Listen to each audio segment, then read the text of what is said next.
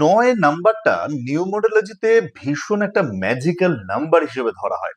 জানেন কেন? এর কারণ হচ্ছে অনেক। কারণ আপনি যদি দেখেন যে দেবী দুর্গার বা শক্তির যে রূপগুলো সেটা কিন্তু ৯ টা রূপ হিসেবে দেখা হয়। অর্থাৎ নবদুর্গা আমরা জানি, যেটা দুর্গাপুজোয় কলকাতায় হামেশাই দেখা যায়। আমরা জানি ৯ টা গ্রহ রয়েছে, অর্থাৎ নবগ্রহ রয়েছে। এখানেও কিন্তু ৯।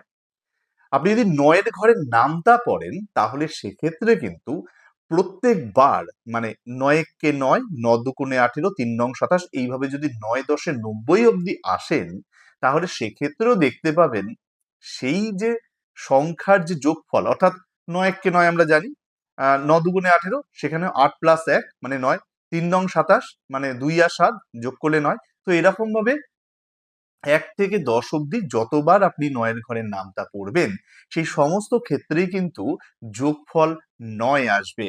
আর সেই জন্যই সংখ্যা তত্ত্বের ক্ষেত্রে এই ৯ কে একটি ম্যাজিক নাম্বার বলা হয়। জানতেন কি? না জানলে বা জানলে যেটাই হোক না কেন কমেন্ট করে জানাবেন।